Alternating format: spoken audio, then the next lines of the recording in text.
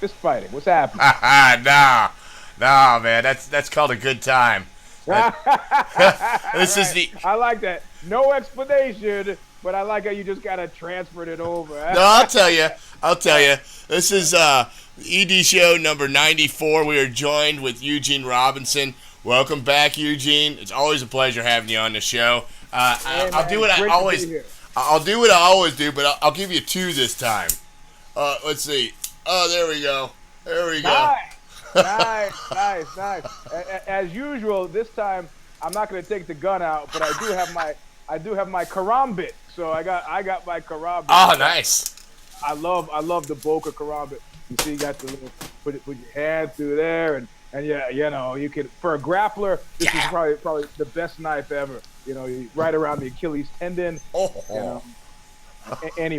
Anyway, I've only had the misfortune to stab something once, so it's an interesting experience. I was at a show. Statute of limitations over. I was at a show in Ybor City, and my friend will remain unnamed, but a bunch of skins started jumping him, and he pulled out his knife, and he said he was on the ground and they're booting him, and he just swung it around, and the blade broke off in somebody's leg.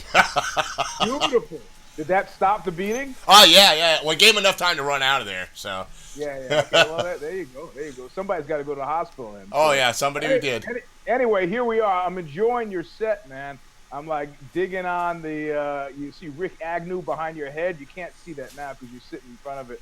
But with his TSOL shirt on, there you go. That was the good old days. Yeah, man. I've got my Oxbow hanging on the door of the Bigfoot. That's what you keep saying. I've never seen it, but I'll be right back. I swear to God, I got it. I swear to God, man. No. All right. But anyways, so back to my nose. I did my last show. I just started getting into booking bands, and it was a little too late for my buddy's bar. And I 45, and I hardly ever go in a pit. But I had my drink on, and it was like the last show. I'm gonna go out with a blast, and there's this fucking guitar just sitting over there in the corner. And I saw it, and I said, oh, man, I always wanted to break a guitar over my head. And there you go. That's what happened, man. Was the guitar in use at the time? No. I wouldn't book any bands that had acoustics, man. It's a acoustic guitar. I got. Hey, well, it's funny, man. When I went to see the Bad Brains play out here, I think I may have even told you this last time. The band right before support band is playing. Support band gets off, and I start shouldering my way to the front, and I'm with some other guys, NYHC guys, Booby Gamnogashvili, who used to be the drummer for Anti-Warfare, Chris Charuki were there, and I go, where you going? They go, we're going to the bar. They go, where you going? I go, to my rightful place. Fuck that. I don't care how old. I own this pit, by virtue of having been there in the OG status. Yeah. So I'm fucking in the pit. I'm like, the Bad Brains start playing, and then between songs my phone rings, and I'm like, I'm kind of like this, and I pick it up and I go, yeah, and it's the dudes I came with. They're like, we're coming in. So got the mosh pit going, New York style. Was that within the last 5 years? Yeah. Awesome, man. Yeah. At Slim's in San Francisco within the last 5 years. So, did you just have a fight this weekend? I did. Thank you for asking about it. Oh, sure. Thank you. I was down at the International Brazilian Jiu-Jitsu Federation World Championship, and it's actually a world championship. I mean, I've seen guys there from Mongolia, guys. The guy who actually beat me for first place for the gold medal, I took the silver, was from Florida, your neck of the woods. Oh yeah, what was his name? Ken Berman. Okay. Ken Berman. I'm familiar. I'm not likely to forget. I didn't actually mind getting beaten by him, one, because he fought like I did. Like, we're in the clinch, and he's like, he takes his hand and he goes, bam! Just jams it in my, jams it in my throat, and I actually start laughing, and he started laughing, and I was like, I'm all over that, and I dug a knuckle in his rib, got him to move his arm back to grab it, then reached around with my other hand to kind of use that arm to kind of chicken wing him back, but he was clear. He was solidly better than me, so I didn't mind losing to him. And you guys are just so the people out there know, you guys are wearing gis and stuff, right? No, fuck No, no, it's no gi, man. no gis. Wow. It's shorts and a t-shirt, or a rash guard shirt. So Sure. Um. So how was your injuries going into that, and how are you feeling now? I was training with some guy, and my middle finger, which I use a lot, actually, Sure. got caught in his shirt, and so my knuckle is still. I can grip like this, but like what it hurts. It hurts when somebody shakes my hand because it grinds these knuckle bones together. So I taped it, and it made it through the fight. But other than that, I was knock on wood, and I'm hoping I remain relatively injury free. So Hey, ice is your best friend, man. With yeah. those. Oh yeah, ice, and I'm taking old fashioned aspirin too. If people wouldn't, go take some naproxen or ibuprofen, and I could just stick with the normal aspirin. I'm fine. So. Oh, that's cool, man. Yeah, this weekend, did you catch any of the fights? I caught them all, man. Hey, that means you didn't watch Knuckle Up this weekend. I did Knuckle Up live from the hotel room of like the worst hotel in Los Angeles, where I think I actually during the show heard somebody say, "Freeze!" I was like, Jesus Christ, man. And so I did see the fights. Saw them all. I gotta ask you. I mentioned to you last time we had you on about this kid named Liam Nagiri, I think his name is. He's the champ. Yeah. What do you think of that kid? You mean the British guy? Yeah. It's fucking great, man. That submission over Tito. I'm still working on that. That was really nice. Yeah, really nice. I like his striking and stuff, but up until that point, he really wasn't I don't think he had any submissions, from what I remember. But what? Really? Yeah, I don't think so. I think it was all TKOs. I don't know, man. He's got a Brazilian jiu-jitsu tattoo. I'm not seeing people who are getting those who are like white belts. I think he was just knocking people out, man. I mean, it was. I was like, when I talked to you, I said, I think he'd give John Jones a run for his money, man. That's right. You did say that. That's right. And I didn't believe you until I'd actually seen him fight.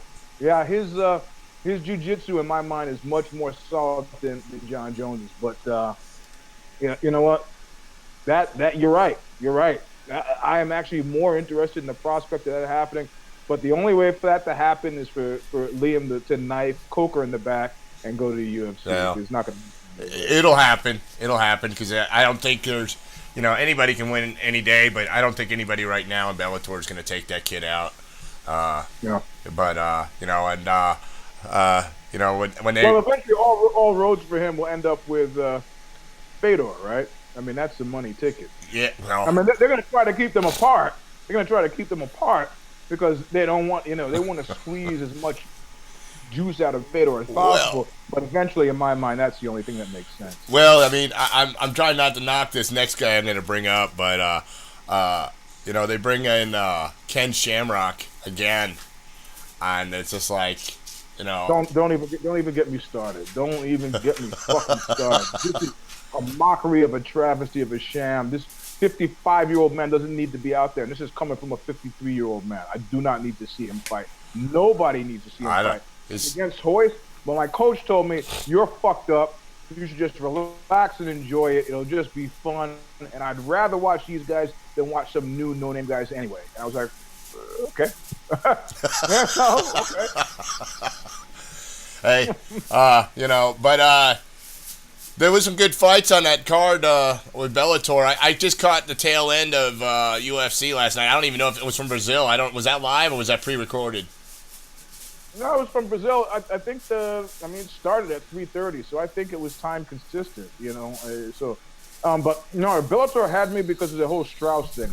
Yeah. So we just did the opposite. Like I caught the end of Bellator, and then you just got the end of the UFC. Yeah. But I love Strauss's story, and I talked about it on this Knuckle Up. I thought it was a great story. But I mean, it's a great story in which he had as much to do with his lifetime downfalls as anybody else. So I mean, those stories I find they are more arresting for me. Yeah. That like his idea that he should be here, but he's actually here.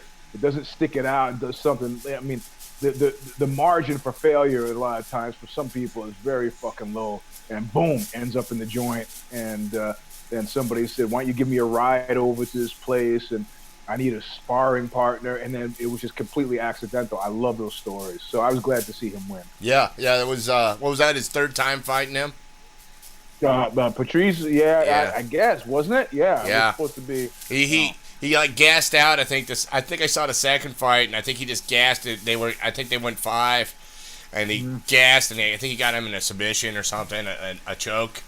But it's to me, it's like watching porn. It's just after a while, unless it's a really memorable fight, you don't remember them all. And you watch them in 5-minute segments. And people say porn, movies, nothing. Who's watching movies? You got clips. That's it. Yeah, right.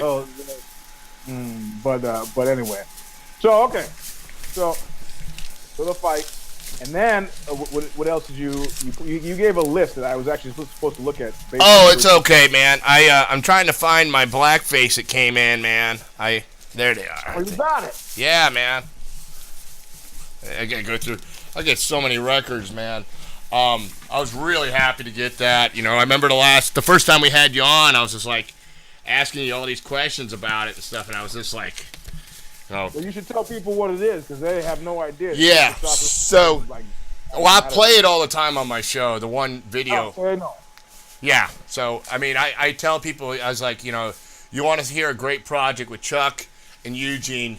It was just like I feel like, man, it's a shame that not more stuff was done with that, and I don't know where the hell it is, man. I'm the most disorganized person in the world, but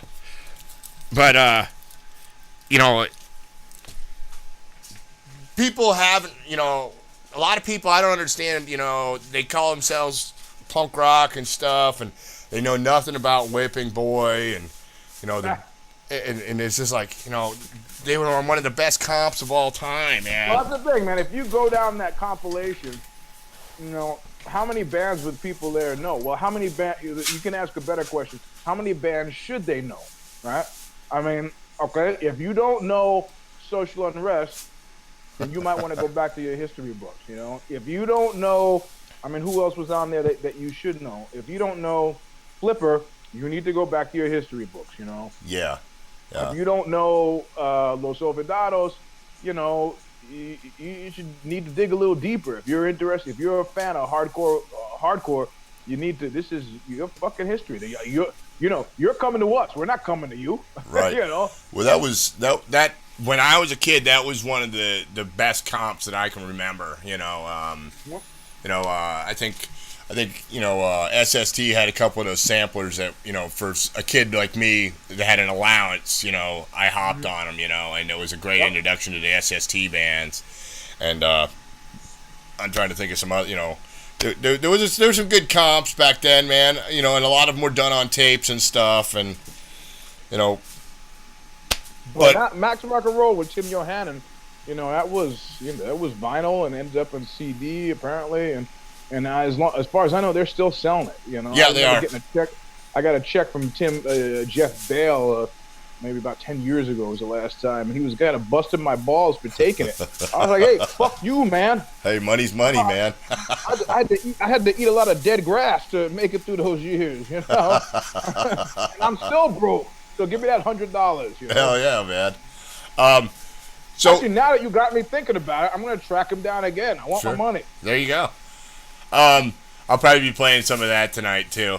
I had a rare demo I ordered on eBay from Oxbow, and the motherfucker never sent it, so I had to file a discrepancy, and they gave me my money back. It was a white cover. You know which one I'm talking about? I don't know, man. I'd be more interested in the guy who was trying to sell it to you. Oh yeah, well, it was. I think the demo was from England. I don't know the guy's name. He didn't respond back. So I mean, a month's a month. That's ridiculous. So Yeah. No, I don't. I have no idea which one it is. And if he was talking about the cloth one with the green cover, that would be Oxbow at 12 Galaxies. no, it was Something? I solid don't know. white. It almost looked. It had like a font, kind of like the Joy Division Closer, but it didn't have the picture. It was just like white, and it had letters like the Joy Division, but it said Oxbow on there. You know. No, that's a weird bootleg, Jack. You should that's actually interesting to me now. That Yeah. would be worthwhile. Well, if I go back online and I see it again, I'll shoot you the link and you can check it out. No, give me a link, because then I want to go over to his house and strangle his eyeballs out and take it. So I'd like to get back to MMA in a little bit, but I want to get back to what are you doing musically nowadays?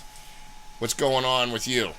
There's an Italian band called he's got this guy Pier Paolo Capavia. He's got a couple of bands. One is called One Dimensional Man, and the other is called La Teatro de Horror. It's like the theater of horror, and they're actually fairly fucking successful. And I met this guy. I'm at an Oxbow show, playing an Oxbow show in Milan. And there's this guy. He's just fucking talking through the whole show, and I go, I'm gonna fucking kill this guy. I'm gonna fucking kill him, get my hands on him. And then afterward, he comes up and he hugs me and goes, I'm the biggest fucking Oxbow fan in Milan. And I go, how come it's always like the biggest fan that comes closest to getting strangled, you know? And turns out his bands are actually pretty good. So he wants to do this side project. And the project is called Boonwell. And the record's called A Resting Place for Strangers. And it's hard, heavy.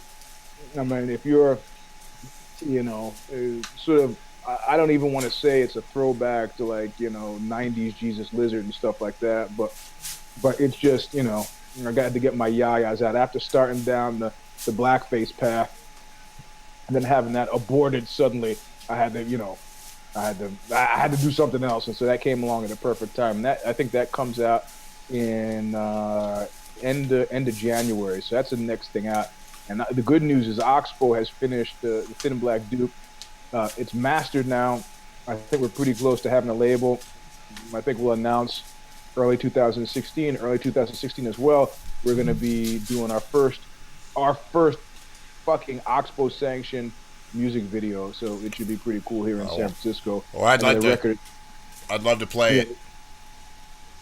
Yeah. Oh yeah. Well, the record, the label will try to time it to when we're going to go on tour on it, and we are going to go tour on it. So there you go, at the States and overseas. So if you live someplace and you see we're playing, don't do that shit like, I'll see them next time. Yeah. There might not be a next time. For sure. Mm-hmm. Well, I didn't know about Oxbow when you played Tampa. I think it was for 98 Rock. I think he said it was like 2010. Mm-hmm. So maybe that was with Psychic TV and that big festival and the Scion Festival, Scion Metal Festival. Okay, yeah, I never went to those. Anything that's put on by a radio station, I really pretty much stay away from, man. Neurosis played, Sleep played, Psychic TV played, Oxbow played. I don't know how you could have stayed away. Hey, kick this fucker in the head. There were about 10,000 people there. Hey, man. I was probably out too busy getting fucked up or fucking somebody or something. I don't know. Smashing guitars in your head. But yeah. Hey, man. Hey, listen, I'm sorry. I got to go. Sure. All right, man. Thanks for being on, Eugene. I was going to ask you about you and Harley. You going to do anything with him still or no? That's still, we actually got Scott Kelley involved. And Scott Kelley is the one who had to slow it down a bit because I don't know if you know, his wife is dealing with health issues. Oh no, and sorry. I think that's probably okay to say because they had a whole Kickstarter campaign to kind of raise money to help her out. So man's got to deal with his family, sure. But that's still happening. We got cool. we have songs, which is more than we could have said for Blackface. So I mean, songs that I've heard. I mean, with Blackface, I'm sure Chuck had them in his head. I just hadn't heard them. Okay. But, well, we'll get you back on, Eugene, and we can talk about that next time. Hey, I'm glad you made it out there with all your limbs moving and stuff and nothing's broken. Yeah, me too. Well, we'll see how it goes when I go to train tomorrow morning at 6. See how that works out, Wow. All right. All right, man. Eugene Robinson, take care, man. And I guess you got Jack coming up next. Jack will be on. All right, tell him I said hello. Huge TSOL fan. We're Facebook friends, but I'm a huge TSOL fan. Will do, man. Check out his movie, Code Blue. That's what we're going to be talking about. I will. All right, man. All right, I will talk to you soon, Eric. All right, take care, Eugene. Bye-bye. Bye-bye.